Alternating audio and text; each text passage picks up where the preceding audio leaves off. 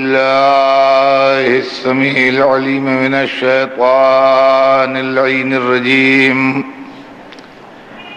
بسم الله الرحمن الرحيم.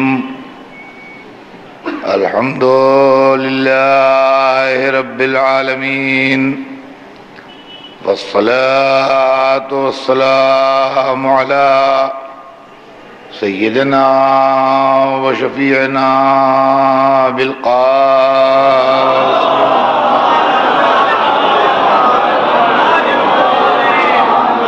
وآله الطيبين الطاهرين المعصومين، ولعنة الله على أعدائهم أجمعين من يومنا هذا إلى يوم الدين. أما بعد، فقد قال الله سبحانه تبارك وتعالى في كتابه المبين وهو أصدق الصادقين: لا إكراه في الدين قد تبين الرشد من الغي. صلوات بھیجتے ہیں محمد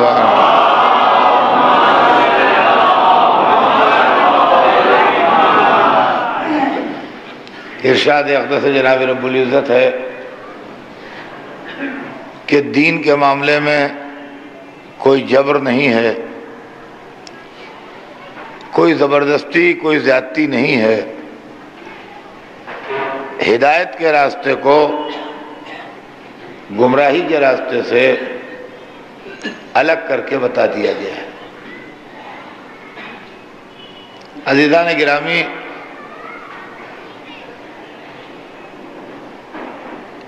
میں نے کل سے اپنے مجالس کا سلسلہ اس مسجد میں شروع کر دیا، لیکن کل سبجیکٹ کے متعلق کوئی ایک حرف پڑھا نہیں، صرف سبجیکٹ کا انٹروڈکشن کہ مجھے ان مجالس میں کیا پڑھنا ہے وہ آپ کے سامنے پیش کیا تھا. اور وہ انٹروڈکشن یہ ہے کہ اسلام ہمارے سامنے دو شکلوں میں آتا رہا ہے، اور اسلام کے دو چہرے برابر ہماری نگاہوں کے سامنے 1400 برس سے آ رہے ہیں. اب جبکہ چاروں طرف سے اسلام پر حملے ہیں اور چاروں طرف سے اسلام کی مخالفت کی آوازیں بلند ہیں، تو ہم کو ٹھنڈے دل سے بیٹھ کے تاریخ کی انالیسس کر کے قرآن کی روشنی میں، رسول اللہ کی سیرت پاک کی روشنی میں یہ بات طے کرنا پڑے گی کہ اصلی اسلام کیا ہے. کہیں ایسا تو نہیں ہے کہ اسلام کی نقاب ڈال کے کچھ ظالم، کچھ قاتل، کچھ ٹیررسٹ اسلام میں گھس آئے ہوں، جنہوں نے اسلام کو بدنام کیا ہو، جس کے نتیجے میں آج اسلام کے اوپر بہت سے اعتراض ہو رہے ہیں اور بہت سی شکایتیں پیدا ہو رہی ہیں. تو ضرورت اس بات کی ہے کہ ہم ایک انالیسس کریں اور ایک تجزیہ کریں اور اس بات پر غور کریں کہ ریئل اسلام کیا ہے اور اصلی اسلام کیا ہے. اس لیے کہ یہ تجزیہ آج کی دنیا میں بہت ضروری ہو گیا ہے. یہ سوچ لینا کہ لوگ کہتے ہیں کہنے دو، لوگ بکتے ہیں بکنے دو، یہ بات خالی کافی نہیں ہے. اس کی وجہ یہ ہے کہ ہمیں اس بات کا مستقل ڈر لگا رہتا ہے کہ ایسا نہ ہو کہ ہماری نئی نسلیں اس پروپیگنڈے سے متاثر ہوں اور وہ مذہب کی طرف سے ڈسسیٹسفائیڈ ہو جائیں، غیر مطمئن ہو جائیں، اور اگر ایسا ہوا تو یہ ایسا نقصان ہوگا کہ جو نقصان کا کوئی علاج ہی نہیں ہے۔ لہذا ضرورت اس بات کی ہے کہ آپ ان کو مطمئن کیجئے اور ان کو سمجھائیے کہ اصلی اسلام کیا ہے، اور اسلام کے اندر اگر کوئی گڑبڑ ہے تو اس گڑبڑ کی نشاندہی کی جائے اور اس کو بتایا جائے کہ یہ چیز جو ہے یہ اسلام ہے اور یہ چیز جو ہے یہ اسلام نہیں ہے۔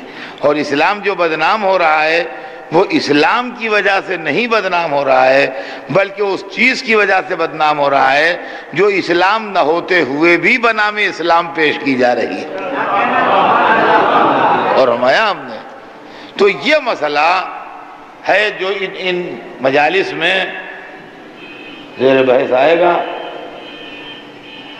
اور ہمارے آپ کے درمیان یہ گفتگو رہے گی، اس لیے کہ یہ بات بھی ذہن میں رکھیے کہ مذہب ایک الگ چیز ہے، اور اس کے ساتھ ساتھ کبھی لوگ اپنے سیاسی مقاصد سے مذہب کو استعمال کرتے ہیں۔ یہ ہم آج بھی دیکھ رہے ہیں اور یہ دنیا میں ہمیشہ سے ہوتا آیا ہے۔ مذہب کو پولیٹیکل اور سیاسی اسباب کی بنا پر لوگ اپنے فائدے کے لیے، ذاتی فائدے کے لیے استعمال کرتے ہیں، اور مذہب کو پیش کرتے ہیں اپنے ذاتی فائدوں کے لیے۔ تو ہم کو یہ بھی دیکھنا پڑے گا کہ اس کے اندر مذہب کتنا ہے اور اس کے اندر سیاسی لوگوں کی کارستانیاں کتنی ہیں۔ تو جتنی سیاسی لوگوں کی کارستانیاں ہوں وہ ہٹا دی جائیں، اور جتنا مذہب ہو اس کو رہنے دیا جائے، اور اس کے بعد دیکھا جائے کہ کیا وہ بھی قابل اعتراض ہے یا وہ قابل اعتراض نہیں ہے۔ یہ تمام باتیں ہیں جو غور طلب ہیں۔ میرے پاس چونکہ یہ سبجیکٹ بڑا لینتھی ہے اور میرے پاس ایک ایک منٹ ان 10 دنوں میں قیمتی ہے کہ میں چاہتا ہوں کہ مختصر سے مختصر وقت میں زیادہ سے زیادہ جو کچھ آپ کو سنا سکتا ہوں وہ سنا دوں۔ اس لیے بغیر کسی لمبی چوڑی تمہید کے مجھے جو کچھ پیش کرنا ہے وہ میں پیش کرنا شروع کرتا ہوں۔ سب سے پہلے یہ سمجھ لیجئے کہ مذہب خود ہے کیا۔ مذہب انسان کو زندگی گزارنے کا ایک طریقہ بتاتا ہے کہ وہ کس طرح ایک اچھے انسان کی طرح زندگی گزارے۔ مذہب کے لیے بڑے پروپیگنڈے ہیں، کوئی کہتا ہے مذہب افیم ہے، اور کوئی کہتا ہے کہ مذہب جو ہے وہ انسان کو ترقی سے روکتا ہے، اور کوئی کہتا ہے مذہب آزادی سے روکتا ہے۔ اصل میں یہ تمام باتیں اس وجہ سے ہیں کہ لوگوں نے اپنے ذاتی فائدوں کے لیے مختلف موقعوں پر مذہب کا بیجا استعمال کیا ہے، اور چونکہ مذہب کا بیجا استعمال کیا ہے لہذا مذہب کے بیجا استعمال سے جن کو نقصان پہنچا ہے وہ مذہب کے خلاف بولنے لگے ہیں۔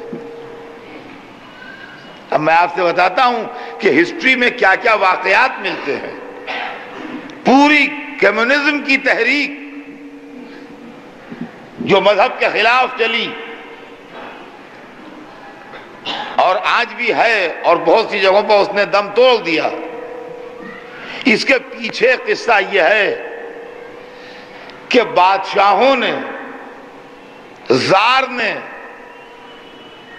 جو روس کا بادشاہ تھا، لوگوں کا استحصال کیا، ان کا حق چھینا، ان کو اچھی زندگی سے محروم کیا۔ ایک خاندان کے پاس دولت جمع ہو گئی بے انتہا، اور غریب عوام تڑپنے لگے اور پریشانیاں اٹھانے لگے۔ ظاہر بات ہے کہ جب دنیا میں ناانصافی کا رواج ہوگا تو لوگوں میں بے چینی اور ڈس سیٹسفیکشن پیدا ہوگا۔ یہ بالکل غور کرتے جائیے گا میرے ایک جملے کو۔ جب بہت سے لوگ کھانے سے محروم رہ جائیں گے اور ایک میز پر اتنا کھانا چنا ہوگا کہ وہ کھا کے چلے جائیں اور اس کے اندر کوئی کمی کے آثار نہ نمایاں ہوں، تو بھوکوں میں بے چینی پیدا ہونا فطری بات ہے۔ تو جب دنیا میں بادشاہتوں اور اقتدار نے ایسے حالات پیدا کر دیے تو لوگوں نے اس اقتدار کے خلاف آواز اٹھائی،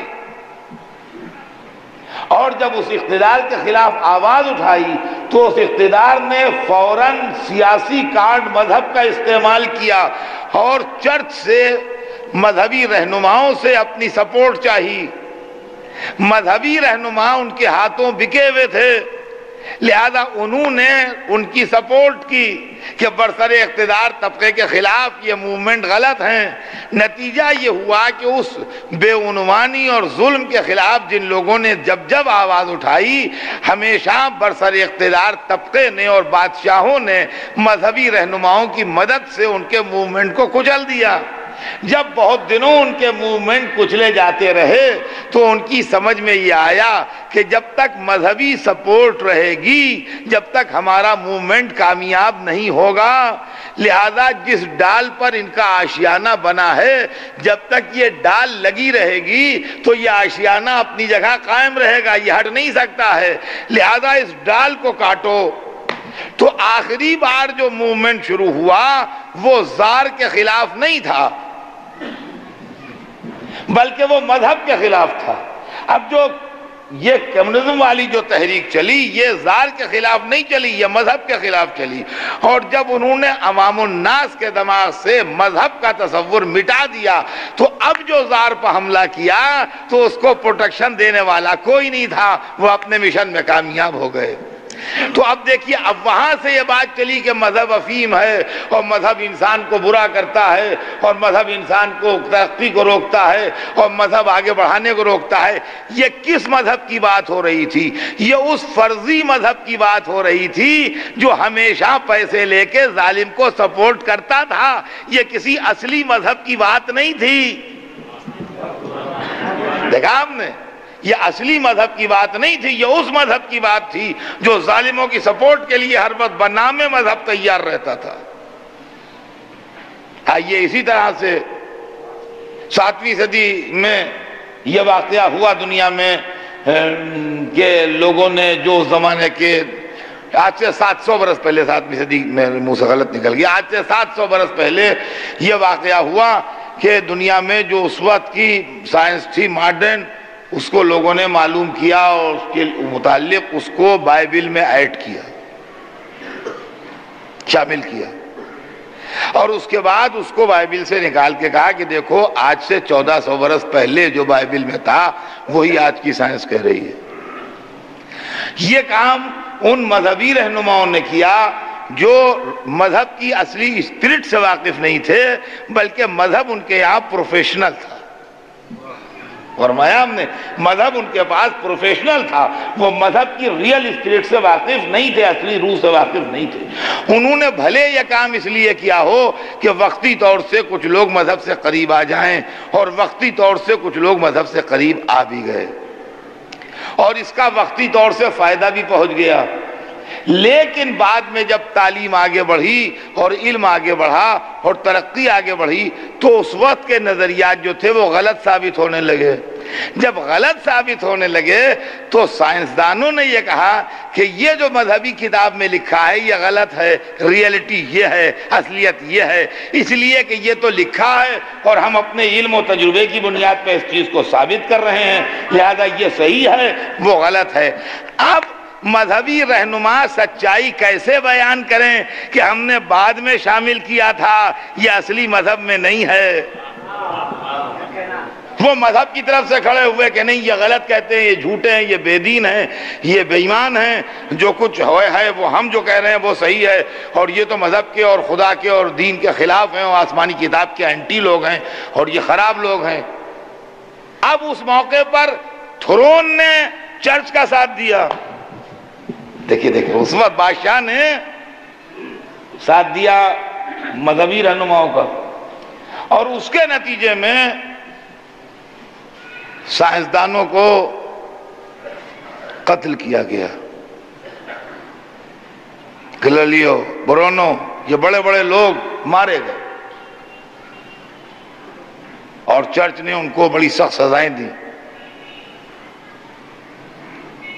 کہ ججمنٹ میں لکھا گیا کہ چونکہ یہ بڑا لرنڈ آدمی ہے، لہذا اس کو اس طرح قتل کیا جائے کہ اس کے جسم کا ایک قطرہ خون کا زمین پر نہ گرے. اور اس کا انٹرپریٹیشن یہ ہوا کہ کیسے ایسے قتل ہو کہ ایک قطرہ خون کا زمین پر نہ گرے.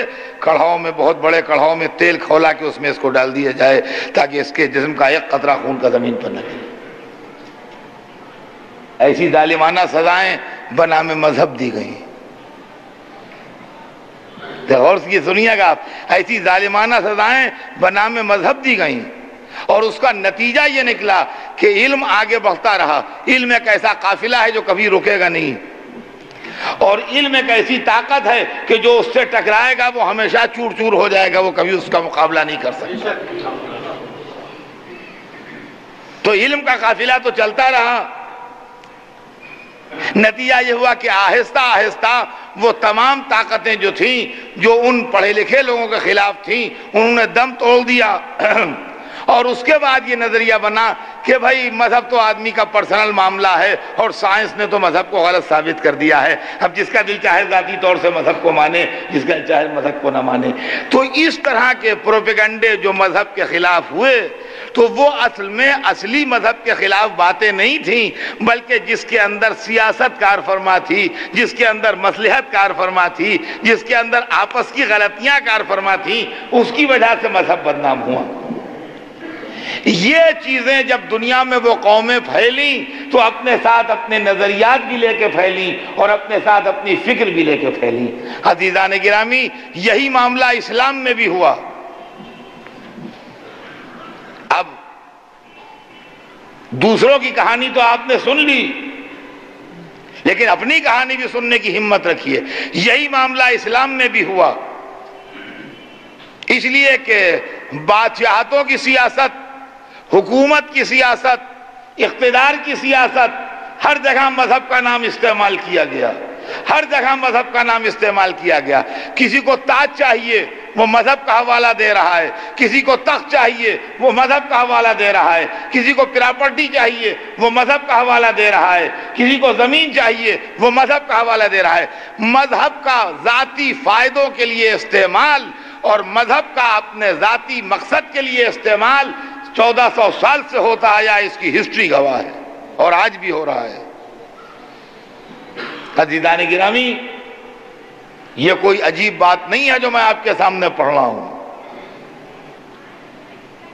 یہ میری زمین ہے، پرسنل جائیداد ہے. میں یہاں اپنا گھر بنانا چاہتا ہوں. جب میں دیوار اٹھوانے والا تھا تو پڑوسی نے آن کے کہا کہ اتنی زمین میری ہے، 1 فٹ ادھر، آپ 1 فٹ ادھر ہٹا کے دیوار اٹھائیے. میرے میپ میں اور میرے حساب سے یہ 1 فٹ جو آپ دیوار ادھر اٹھا رہے ہیں، اس کو 1 فٹ کھسکائیے ادھر، یہاں سے اٹھائیے، اس لیے کہ یہاں تک زمین میری ہے، یہاں سے آپ کی زمین ہے، تو آپ یہاں سے اس کی بنیاد بھریں، ادھر 1 فٹ ہٹ کے ادھر نہ بھریں بنیاد. میں نے کہا نہیں، یہ 1 فٹ میری زمین ہے، آپ میری 1 فٹ زمین لینا چاہتے ہیں.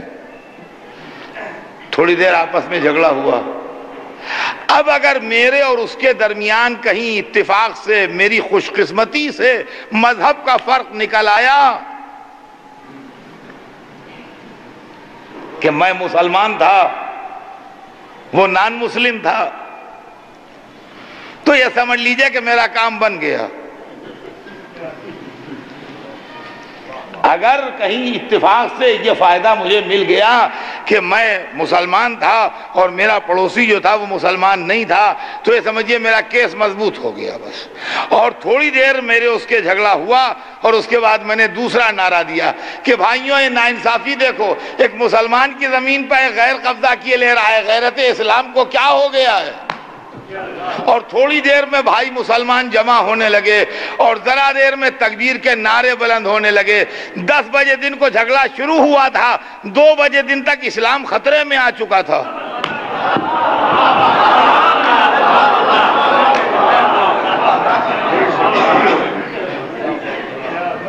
2 بجے دن تک اسلام خطرے میں آ چکا تھا. تو عزیزان گرامی، اب اس معاملے کا تجزیہ کیجئے. اصل میں اسلام خطرے میں نہیں تھا، خطرے میں تھی میری 1 فٹ زمین، لیکن اگر میں یہ کہتا کہ بھائیوں آؤ میری 1 فٹ زمین خطرے میں ہے، تو کوئی اس مجمع میں مڑ کے بھی نہ دیکھتا، آپ جانیے، آپ کا کام جانے، ہم کیا کریں، آپ کی 1 فٹ زمین خطرے میں ہے، ہمیں اپنے کام پر جانا ہے، ہمیں جانے دیجئے، تو ایک آدمی نہ جمع ہوتا۔ لیکن جب میں نے اسلام کے نام پر بلایا تو سارے مسلمان چلے آئے، تو خطرے میں ہوتی ہے زمین، آ جاتا ہے خطرے میں اسلام۔ تو عزیزان،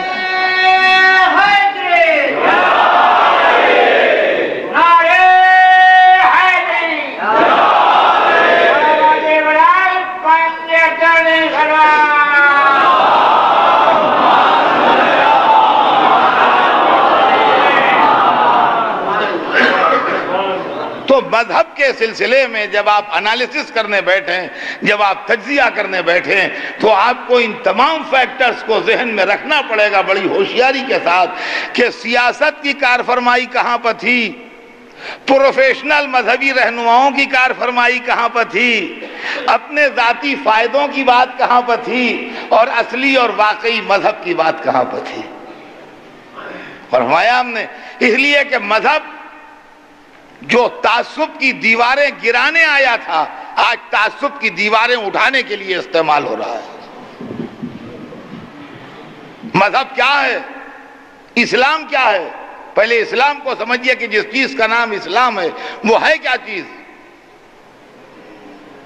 آج اسلام کا لفظ استعمال ہوتا ہے مسلم اور نان مسلم کے ساتھ، ٹرم کے ساتھ، کہ یہ مسلمان ہیں، یہ غیر مسلمان ہیں، یہ مسلمان ہیں، یہ ہندو ہیں، یہ کرسچین ہیں، یہ جیو ہیں، یہ پارسی ہیں، یہ فلاں ہیں، یہ ڈھمک ہیں۔ یہ دیواریں اٹھائی ہیں انسانوں نے، یہ دیواریں مذہب نے نہیں اٹھائی ہیں، یہ ہم نے مذہب کے نام پر اپنے فائدے کے واسطے اٹھائی ہیں۔ اس کو سمجھیے، مذہب کبھی لڑوانے کے لیے نہیں آتا ہے، مذہب ہمیشہ ملانے کے لیے آتا ہے۔ مذہب کبھی جھگڑا کرانے کے لیے نہیں آتا ہے، مذہب ہمیشہ جھگڑے کو ختم کرنے کے لیے آتا ہے۔ مذہب دیواریں اٹھانے نہیں آتا ہے، مذہب دیواریں ڈھانے آتا ہے۔ لیکن ہوتا کیا ہے کہ اگر ہم فیئر ہیں تو آپ ہمیں 10 آدمیوں کے ساتھ رکھ دیجئے، ہمیں پریشانی نہیں ہوگی۔ لیکن اگر ہم انفیئر ہیں تو ہم کہیں گے ہمیں الگ روم دیجئے، ہم سب کے ساتھ نہیں رہیں گے۔ اس لیے کہ دیکھنے میں تو ہم مولوی ہیں، تو لوگ سوچیں گے یہ نماز پڑھیں گے، لیکن اصل میں رات کو شغل مینوشی میں مجمع جو ہے وہ مخالف ہو جائے گا۔ لہذا ہمیں سیپریٹ روم چاہیے ہے۔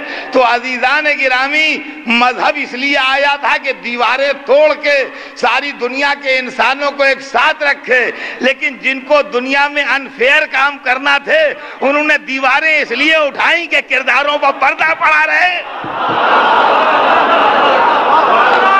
صلوات بھیجتے ہیں محمد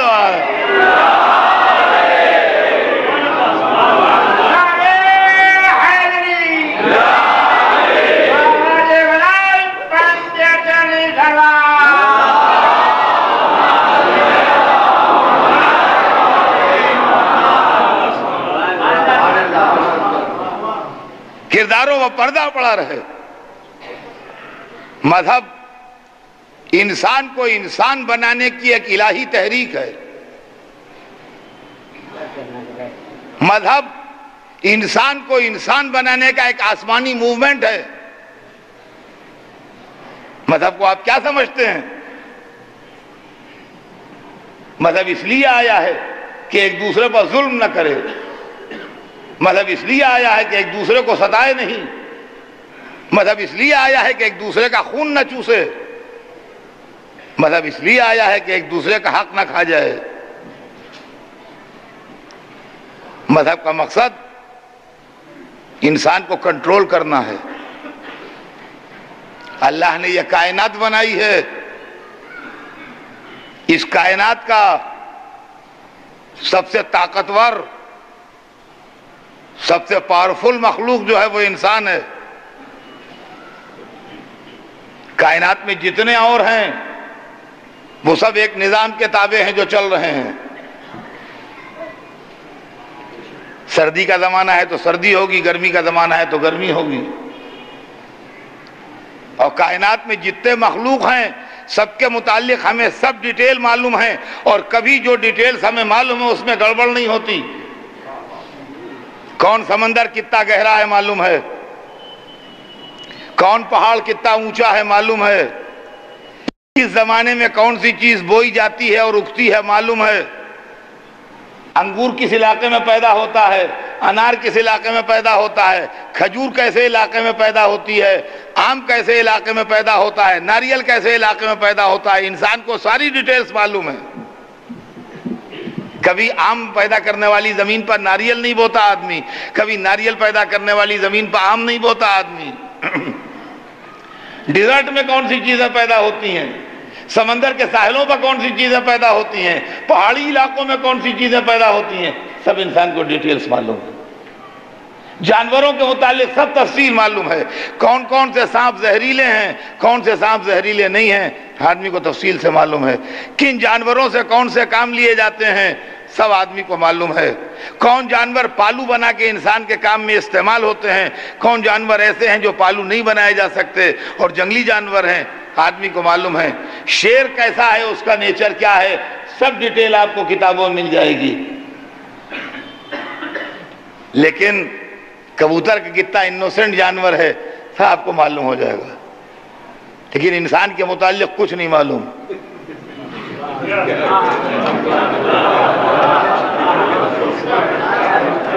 انسان کے متعلق کچھ نہیں معلوم.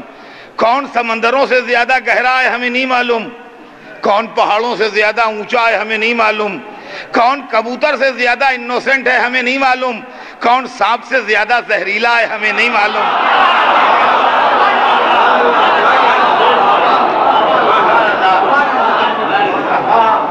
کون شیر سے زیادہ درندہ ہے ہمیں نہیں معلوم.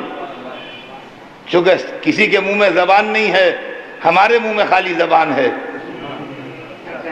لہذا ہم جس کو جو چاہیں نام دے دیں. ہے سانپ وہ بہت زہریلا ہے بچ کے رہنا، شیر ارے پھاڑ کھاتا ہے بچ کے رہنا. تو انسان جانی دشمن ہے سانپ کا بھی اور شیر کا بھی. انسان سانپ کا بھی جانی دشمن ہے، جہاں دیکھے گا لاٹھی لے کے دوڑے گا. اور شیر کو بھی لاٹھی سے تو خیر نہیں بھاگتا شیر، مگر پھر بھی وہ ترکیب کرتا ہے کہ شیر کو جہاں کہیں ملے مار ڈالے. شیر سے بھی ڈرتا ہے، سانپ سے بھی. وہ کہتا ہے بھائی شیر درندہ ہے، پھاڑ کھاتا ہے، مار ڈالتا ہے، اور سانپ ڈس لیتا ہے. لیکن آپ یقین مانیے کہ جو شیر کے ماہر ہیں اور شکاروں کے ماہر ہیں، ان کی کتابیں آپ پڑھیے تو آپ کو سب معلوم ہو جائے گا. جو اتنی بڑے مجمع میں لوگ بیٹھے ہوں گے جو جانتے ہوں گے کہ اگر مینیٹر ہو جائے اور وہ ایک آدمی کو کھا لے ایک دن میں تو پھر 2-3 دن سوئے گا. اس کے بعد پھر جب اسے بھوک ستائے گی تو نکلے گا. سانپ کے منہ میں ایک مخصوص مقدار زہر کی ہے، اور اسی میں سے وہ جب آدمی کو کاٹتا ہے تو تھوڑا سا انجیکٹ کر دیتا ہے باڈی میں آدمی کی، اس سے آدمی مر جاتا ہے. تو مان لیجئے کہ اگر 5 ڈراپ اس کے منہ میں ہیں اور 1/4 ڈراپ ایک آدمی کے مرنے کے لیے کافی ہے، تو 20 آدمیوں کو جب تک کاٹے گا جب تک تو وہ مر جائیں گے 20. لیکن جب 21ویں آدمی کو کاٹے گا تو وہ آدمی نہیں مرے گا، اس لیے کہ وہ زہر اس کے پاس ختم ہو چکا ہوگا. اب جب فطرت فیاض اس کو پھر وہ تحفہ دے تو پھر وہ سانپ زہریلا ہوگا. لیکن اب 21ویں آدمی سے لے کے جتنوں کو کاٹتا چلا جائے گا ان میں سے کوئی بھی مرنے والا نہیں ہے، اس لیے کہ اس کے پاس زہر ختم ہو چکا ہے. تو معلوم ہوا سانپ بھی ایک حد تک نقصان پہنچا کے پھر نقصان نہیں پہنچا سکتا، اور شیر بھی ایک حد تک نقصان پہنچا کے نقصان نہیں پہنچا سکتا. لیکن انسان لاکھوں کو مارتا چلا جائے اور خون کی پیاس نہ بجھے،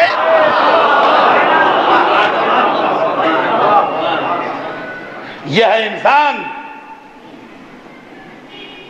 یہ ہے انسان کہ لاکھوں کو مار ڈالے، شہر کے شہر جلا دے اور اس کے بعد بھی خون کی پیاس نہ بجھے.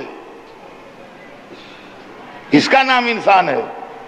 تو یہ عجیب و غریب مخلوق ہے جس کا نام انسان ہے. ہر چیز معلوم ہے.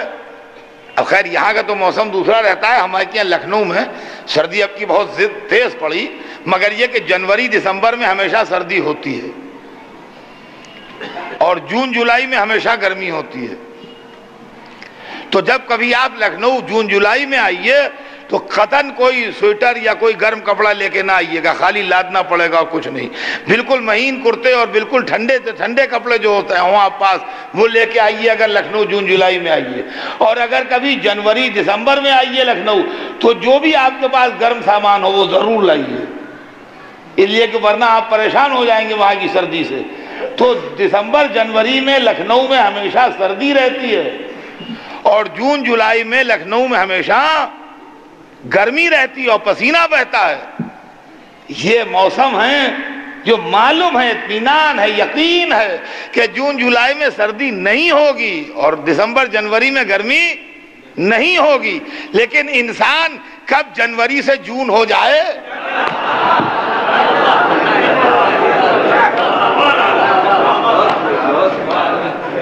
ارے اچھے خاصے ٹھنڈے بیٹھے باتیں کر رہے تھے، ایک بات پر بھڑک گئے تو اب شعلے نکل رہے ہیں، کوئی بھروسہ ہی نہیں. اور عزیزان گرامی اس کی طاقت میں آپ سے کیا بتاؤں کہ طاقتور کتنا ہے. دنیا میں جتنے بھی ہیں مشینیں ان کی طاقت ہے. یہ جو کاریں آپ خریدتے ہیں اس میں بھی اتنا ایسا اتنے ہارس پاور اور اتنے ہارس پاور سب ہے کہ نہیں. یہ ریل کے جو انجن چلتے ہیں 19 بوگیوں کا لوڈ گھسیٹتے ہیں، ان کی بھی ایک طاقت. اور جو ہوائی جہاز ہوتے ہیں جمبو جیٹ 450 آدمی اور سامان اور فیول اور کتنا وزن ہوتا ہے جو لے کے ہوا میں اڑتے ہیں، تو ان کے انجنوں کی بھی ایک طاقت اور اس کی ایک حد اور ایک لمٹ اس کی بھی ہے کہ بھئی اتنا وزن لے کے یہ جہاز فلائی کر سکتا ہے. لیکن انسان کا معلوم ہی نہیں کئی ملین ہارس پاور کا ہے، کئی بلین ہارس پاور کا ہے. راستے میں پہاڑ آئے تو اس کا کلیجہ برما کے نکل جائے، راستے میں سمندر آئے تو اس کے نیچے سے راستہ بنا کے نکل جائے. بھائی ہے کیا چیز دنیا میں جن کی طاقتوں پر ناز ہے وہ اس کے کھلونے ہیں. ہاتھی اتنا بڑا جسہ، خشکی کے جانوروں میں سب سے بڑا جانور جو ہے وہ ہاتھی ہے. گھوڑے کو لگام لگا کے چلاتا ہے، اونٹ اس سے بڑا ہے، ایک نکیل لگا کے کھینچتا ہے. ہاتھی سب سے بڑا ہے، نہ لگام لگاتا ہے نہ نکیل لگاتا ہے، پیر کے انگوٹھے سے چلاتا ہے. شیر طاقت میں اس کی مثال دی جاتی ہے، ایک علامت ہے شیر. شیر سے یہ پیسے کماتا ہے، سرکس میں کھلونا بنا کے شیر سے خدمت لیتا ہے اور پیسے جیب میں رکھتا ہے. تو عزیزان گرامی اللہ نے بڑی طاقتور مخلوق بنا دی جس کا نام ہے انسان. ذہانت بھی ہے اس میں، عقل بھی ہے اس میں، سمجھ بھی ہے اس میں، ہر چیز اس کے اندر ہے. کوئی چیز ایسی نہیں جو اس میں نہ ہو. توجہ چاہتا ہوں عزیزان گرامی، ہر چیز اس کے اندر موجود ہے. لیکن دیکھیں طاقت ہے تو بڑی عمدہ چیز، لیکن اسی وقت تک عمدہ ہے جب تک کنٹرول میں رہے، اور اگر طاقت کنٹرول سے نکل گئی تو خطرناک ہے. اب سنیے گا، اس سے زیادہ ایزی کر کے میں پڑھنا میرے بس میں نہیں ہے. مذہب کیا ہے، مذہب کا زندگی میں رول کیا ہے، یہ سنیں بچے سنیں خاص طور سے جہاں جہاں میری آواز جا رہی ہے. اس لیے کہ اکثر لوگ پوچھتے ہیں کہ مذہب بھائی کیوں، کیا رول ہے زندگی میں مذہب کا، ہم کیوں مانیں. مذہب کا وہی رول ہے زندگی میں جو آپ کی کار میں بریک کا رول ہے.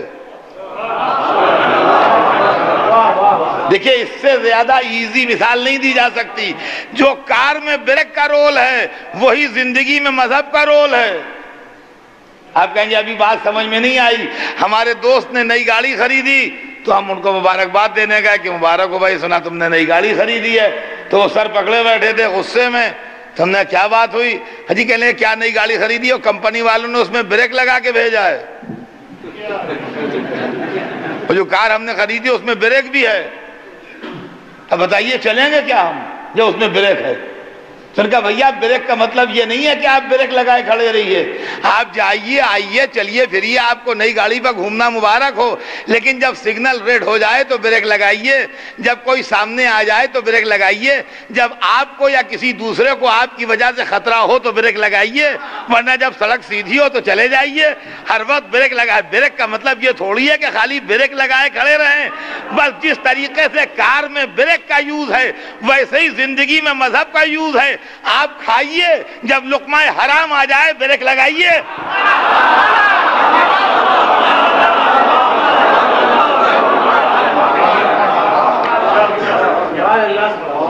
آپ سنیے، جب غیبت آ جائے بریک لگائیے، آپ بولیے، جب جھوٹ آ جائے بریک لگائیے۔ سمجھے آپ زندگی مذہب کا کیا رول ہے؟ تو مذہب انسان کو ایک اچھا انسان بنانا چاہتا ہے۔ مذہب کا مقصد ہے کہ انسان ایک اچھا انسان بنے۔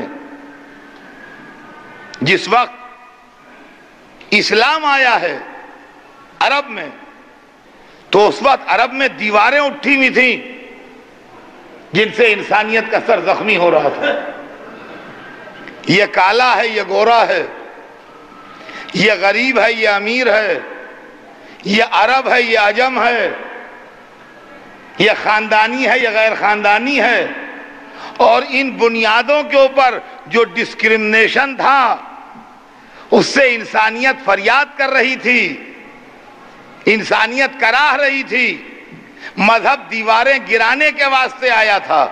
مذہب ایک اچھائی، خیر اور نیکی کا موومنٹ تھا کہ رنگ کی بنیاد پر، نسل کی بنیاد پر، خاندان کی بنیاد پر، دولت کی بنیاد پر، ماں باپ کی بنیاد پر، رشتہ داریوں کی بنیاد پر تمہیں دوسرے کو چھوٹا سمجھنے کا حق نہیں ہے،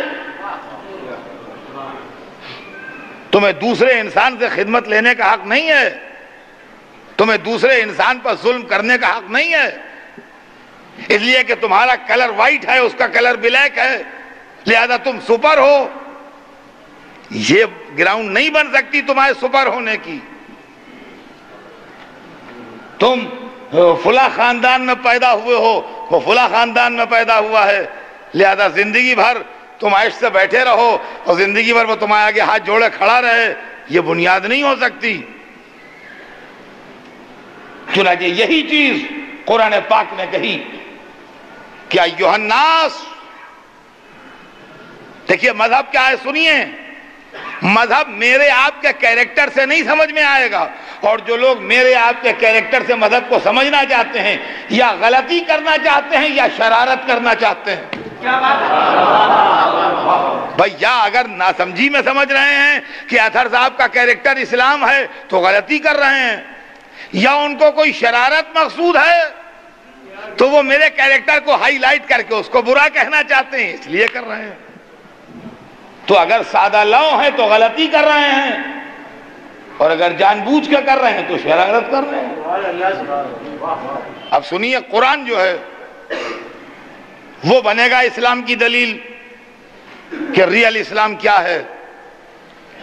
تو قرآن کہتا ہے کہ ایھا الناس انا خلقناکم من ذکر و انثی وجعلناکم شعوبا وقبائل لتعارفوا ان اکرمکم عند اللہ اتقاکم۔ دیکھیے یہ ہے اسلام، لیکن میری سمجھ میں نہیں آتا کہ جو لوگ قرآن کی اسٹڈی کر رہے ہیں آج کل اور یہ کہہ رہے ہیں کہ یہ آیت نکال دو اور یہ آیت شامل کر دو اور یہ گھٹا دو اور یہ بڑھا دو، ان کی سمجھ میں یہ آیت کیوں نہیں آتی؟ سنیے کیا کہہ رہا ہے اسلام۔ ایھا الناس، نہ یا ایھا الذین آمنوا ہے، نہ یا ایھا الذین اسلموا ہے، نہ عربوں سے خطاب ہے، نہ ایرانیوں سے خطاب ہے، بلکہ اے انسانوں، عام خطاب، خطاب عام ہے، اے انسانوں۔ اب انسان عرب بھی ہیں، انسان عجم بھی ہیں، انسان ہندوستانی بھی ہیں، انسان افریقہ کے لوگ بھی ہیں، انسان امریکہ کے لوگ بھی ہیں، انسان یورپ کے لوگ بھی ہیں، انسان تبت کے پہاڑیوں پر بھی رہتے ہیں، انسان دیوار چین کے ادھر بھی رہتے ہیں۔ سبھی جگہ انسان ہیں۔ اے انسانوں، تاکہ کوئی ایک یہ نہ کہے کہ ہم کو آواز نہیں دی گئی، ہم نہیں بلائے گئے، ہم مخاطب نہیں ہوئے۔ اے انسانوں، یہ کون بول رہا ہے؟ اللہ بول رہا ہے۔ جس نے بنایا ہے اپنے بندوں کو وہ بول رہا ہے۔ اے انسانوں، انا خلقناکم، ہم نے تمہیں خلق کیا ہے، ہم نے تمہیں خلق کیا ہے، ہم نے تمہیں پیدا کیا ہے۔ کیسے پیدا کیا ہے؟ وہ میتھڈ بتایا جا رہا ہے کہ پیدا تو ہم نے کیا ہے، تمہیں خلق تو ہم نے کیا ہے، مگر کوئی وسیلہ و ذریعہ ہوتا ہے ہر کام کا، تو وسیلہ و ذریعہ سمجھایا جا رہا ہے من ذکر و انثی، مرد و عورت کے ذریعے ہم نے تمہیں مرد و عورت کے وسیلے سے خلق کیا ہے۔ وَجَعَلْنَاكُمْ شُعُوبًا وَقَبَائِلَ، اور تمہارے اندر مختلف سیکٹس، مختلف قبیلے، مختلف ٹرائبس، مختلف لائنز قرار دی ہیں۔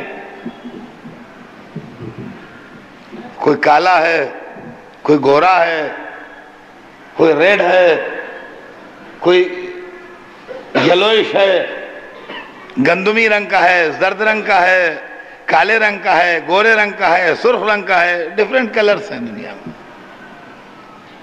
کوئی ایشین ہے، کوئی افریقن ہے، کوئی یورپین ہے، کوئی امریکن ہے، کوئی آسٹریلین ہے، کوئی عرب ہے، کوئی عجم ہے، کوئی ہندوستانی ہے، کوئی افغانی ہے، کوئی ترکی ہے، کوئی چینی ہے، کوئی جاپانی ہے، یہ سب ہے۔ یہ کیا ہے؟ وَجَعَلْنَاكُمْ شُعُوبًا وَقَبَائِلَ، اور تمہارے اندر شعبے اور قبیلے قرار دیے ہیں۔ کیوں دیے ہیں؟ اس لیے نہیں کہ ایک دوسرے کو مارو، اس لیے نہیں کہ ایک دوسرے کا خون پیو، اس لیے نہیں کہ ایک دوسرے کو ستاؤ، اس لیے نہیں کہ ایک دوسرے کا مال کھاؤ، اس لیے نہیں کہ ایک دوسرے سے خدمت لو، اس لیے نہیں کہ ایک دوسرے کو ذلیل سمجھو۔ وَجَعَلْنَاكُمْ شُعُوبًا وَقَبَائِلَ لِتَعَارَفُوا، اور تمہارے اندر شعبے اور قبیلے قرار دیے ہیں اس لیے کہ تم پہچانے جاؤ۔ جب بھیڑ میں سب جمع ہو جاؤ تو پہچان کے اندازہ ہو جائے یہ یورپین ہے، یہ امریکن ہے، یہ افریقن ہے، یہ ایشین ہے، یہ آسٹریلین ہے، یہ چین سے آیا ہے، یہ ہندوستان سے آیا ہے، یہ افغانستان سے آیا ہے۔ لِتَعَارَفُوا، تاکہ پہچانے جاؤ۔ صرف انٹروڈکشن کے لیے تمہارے اندر فرق ہیں، فخر و مباحات کے لیے نہیں ہے۔ تو جب سارے انسان ایکول ہیں تو ان کے اندر آگے بڑھنے کا بھی کوئی راستہ ہے کہ نہیں؟ جب سب ایکول ہو گئے، برابر ہو گئے، تو اب اس کے اندر کوئی رائز بھی کر سکتا ہے۔ تو اب آگے بڑھنے کا راستہ بتایا کہ اب اگر آگے بڑھنا چاہتے ہو تو خاندان کی بنیاد پر نہ بڑھنا، دولت کی بنیاد پر نہ بڑھنا، طاقت کی بنیاد پر نہ بڑھنا، جتھے کی بنیاد پر نہ بڑھنا، قوت کی بنیاد پر نہ بڑھنا۔ اِنَّ أَكْرَمَكُمْ عِندَ اللَّهِ أَتْقَاكُمْ، اللہ کے نزدیک زیادہ عزت والا وہ ہے جو اللہ سے زیادہ ڈرتا ہو۔ اب سمجھئے، جو اللہ سے زیادہ ڈرے گا وہ انسانوں کو کم ستائے گا، جو انسانوں کو کم ستائے گا وہی بہترین بندہ بن کے دنیا کے سامنے آئے گا۔ پہچانے آپ مذہب کیا ہے؟ مذہب دیواروں کو گرانے آیا ہے۔ آج ہم نے مذہب کو یہ تصور دیا کہ یہ تو جھگڑالو چیز ہے، یہ تو فساد پیدا کرنے والی چیز ہے، یہ تو اختلافات ابھارنے والی چیز ہے۔ یہ جو اختلافات ہوتے ہیں، یہ جو جھگڑے ہوتے ہیں، یہ جو فساد ہوتے ہیں، یہ جو قتل و غارت گری ہوتی ہے، یہ سیاست کے کھیل ہیں، مذہب کے کھیل نہیں ہیں۔ اس کی وجہ ہے اس کی وجہ یہ بھی سن لیجئے کہ مذہب مخالف طبقہ کیوں پیدا ہوتا ہے. جب مذہب اتنی اچھی چیز ہے کہ ہر ایک کو اس کا حق دلا رہا ہے، ہر ایک کے ساتھ اچھائی کر رہا ہے، ہر ایک کو پراپر رسپیکٹ دے رہا ہے، ہر ایک کو برابر عزت دے رہا ہے، تو پھر مذہب مخالف طبقہ پیدا ہونے کے معنی کیا؟ یہ تو چاہیے کہ آدمی دوڑ کے جلدی سے اسے گلے لگائے. مذہب مخالف ہمیشہ وہی طبقہ ہوتا ہے جو دوسروں کی کمزوریوں سے فائدہ اٹھاتا ہے. دیکھیے میں آپ کے سامنے جو چیز پڑھ رہا ہوں اس کو آپ غور سے سنیں، اور جہاں جہاں میری آواز دنیا میں جا رہی ہے وہاں کے بچے اس کو غور سے سنیں کہ مذہب مخالف ہمیشہ وہ طبقہ ہوتا ہے کہ جو انسانوں کا استحصال کرتا ہے، انسانوں کی کمزوریوں سے فائدہ اٹھاتا ہے. اس لیے کہ ابھی تک یہ 10 آدمی جو تھے یہ سمجھتے تھے کہ ہم اطہر صاحب کی خدمت کے لیے خلق ہوئے ہیں، اور اطہر صاحب بھی یہ سمجھتے تھے کہ یہ 10 آدمی اس لیے ہیں کہ ہماری خدمت کریں، اور ہم اس لیے اللہ نے ہمیں بنایا ہے کہ ہم ان سے خدمت لیں. یہ تو ان کا پیدائشی حق ہے کہ ہماری خدمت کریں، اور ہمارا پیدائشی حق ہے کہ ہم ان سے خدمت لیں. اب جو ایک آواز آئی کہ یہ 10 آدمی اور اطہر صاحب 11ویں سب برابر ہیں، تو اطہر صاحب کے مرچیں لگ جائیں گی کہ نہیں کہ ہمارے پشتینی خادموں کو ہم سے چھین رہے ہو. تو ہمیشہ دولت مند طبقہ، طاقتور طبقہ، پیسے والا طبقہ، بااثر طبقہ جو ہے وہ مذہبی اصلاحات کا مخالف ہوتا ہے.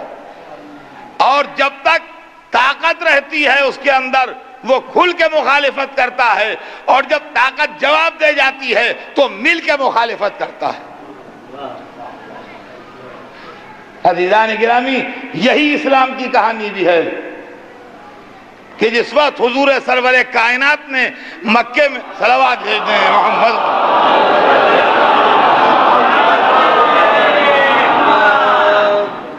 جس وقت حضور سرور کائنات نے مکے میں اسلام پیش کیا ہے تو مکے کے کمزور، مکے کے غریب، مکے کا ویکر سیکشن، مکے کے غلام، مکے کی کنیزیں اسلام کی طرف بڑھے. لیکن مکے کے بڑے لوگ، مکے کے مالدار لوگ، مکے کے سردار لوگ اسلام کے مخالف ہوئے. کیوں مخالف ہوئے؟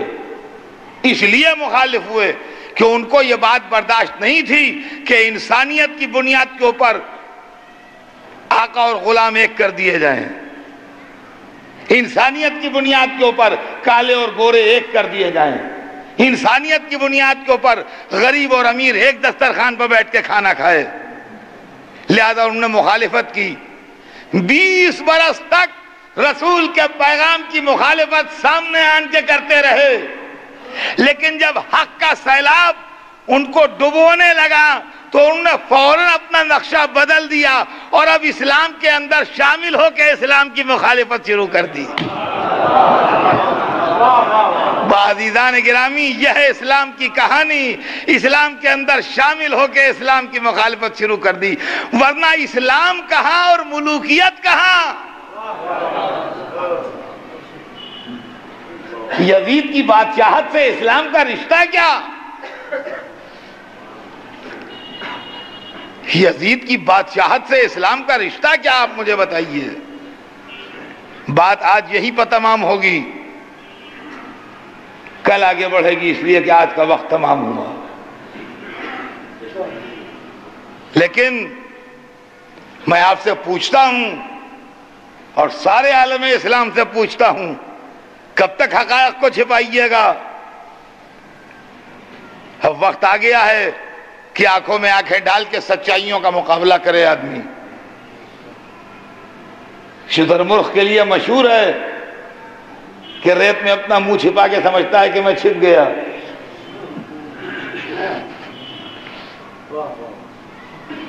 اور شکاری اس کو آسانی سے پکڑ لیتا ہے.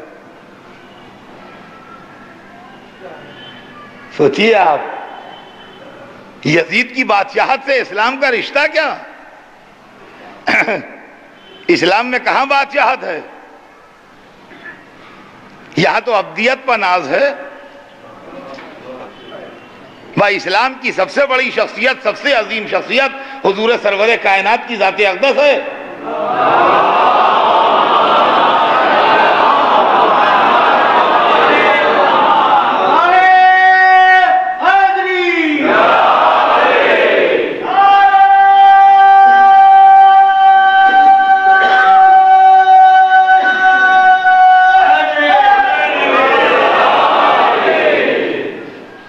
تو اسلام کی عظیم ترین شخصیت سرور کائنات کی شخصیت، اگر بادشاہت اسلام میں ہوتی تو سب سے پہلے بادشاہت انہیں زیب تھی، مگر وہاں تو بادشاہت ٹھکرائی گئی۔ جب اللہ نے ان کے سر پر تاج رسالت عظمیٰ رکھ دیا تو جبرائیل حاضر خدمت ہوئے اور کہا کہ اللہ نے تحفہ درود و سلام کے بعد ارشاد فرمایا ہے کہ ہم نے آپ کو مرسل اعظم تو بنایا ہی، مگر اس کے ساتھ ہم آپ کو ایک عہدہ اور دینا چاہتے ہیں۔ ہم 2 تمغے آپ کے پاس بھیجیں گے، ایک آپ لے لیجئے، ایک واپس کر دیجئے۔ اور یہ کہہ کہ جبرائیل نے جو 2 چیزیں پیش کی، ایک یہ ہے کہ آپ ساری دنیا کے بغیر کسی کی شرکت کے اکیلے بادشاہ بن جائیے، پوری دنیا کی بادشاہت ہم آپ کے قدموں میں ڈال دیں، اور یا آپ ہماری عبدیت قبول کر لیجئے اور ہمارے بندے بن جائیے، یا پوری کائنات کے بادشاہ بن جائیے یا ہمارے عبد بن جائیے۔ حضور سرور کائنات نے 1 سیکنڈ کی دیر لگائے بغیر فرمایا جبرائیل بادشاہت لے جاؤ، مجھے نہیں چاہیے، مجھے اپنے رب کی عبدیت چاہیے ہے۔ نتیجہ یہ ہوا کہ عبدیت محمد کو اللہ نے اتنا بلند کیا کہ نماز میں آج تک ہر مسلمان پڑھ رہا ہے وَأَشْهَدُ أَنَّ مُحَمَّدًا عَبْدُهُ وَرَسُولُهُ۔ صلوات بھیج دیں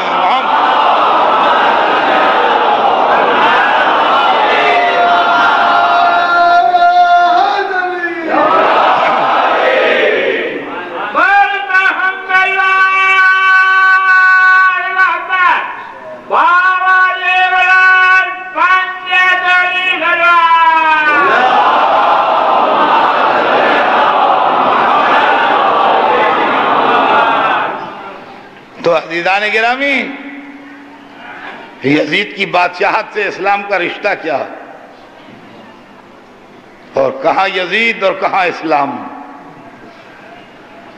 شاید یہی وہ چیز تھی کہ اسلام کے حقیقی نمائندے نے اپنی جان دے کے دنیا پر یہ ثابت کر دیا کہ جب کبھی اس بات کی تحقیق ہوگی کہ اصلی اسلام کیا ہے تو یہ دونوں کردار سامنے آ جائیں گے۔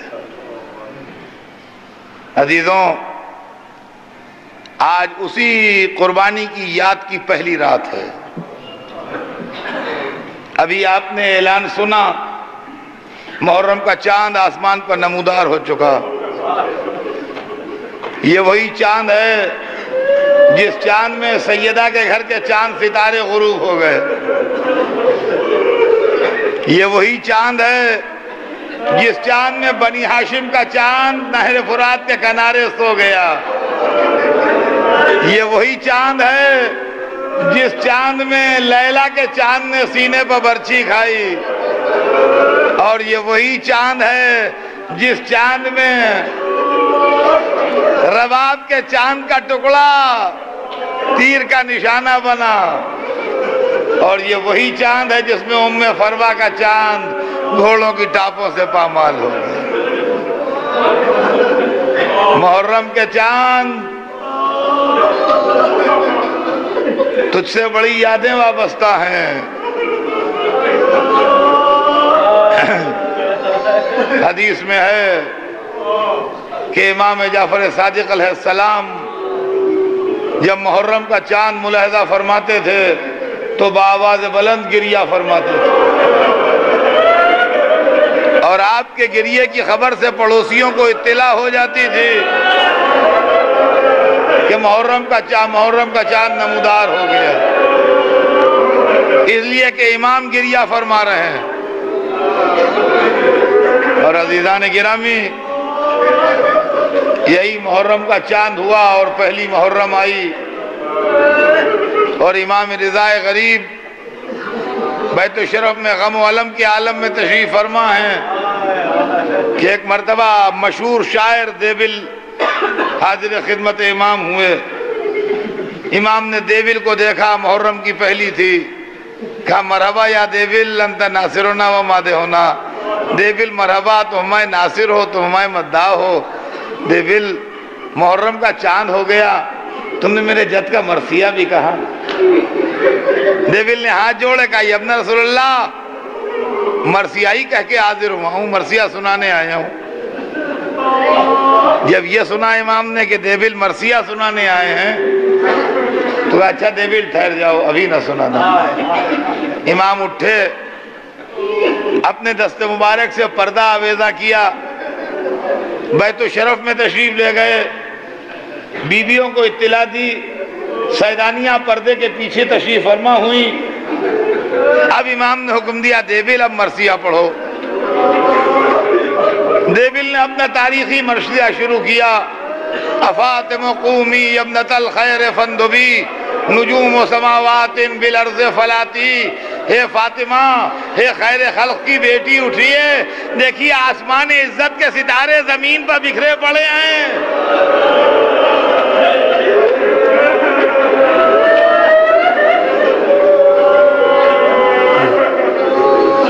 دیول مرثیہ پڑھ رہے تھے، امام گریہ فرما رہے تھے، مخدرات عصمت و طہارت پردے کے پیچھے گریہ فرما رہی تھی،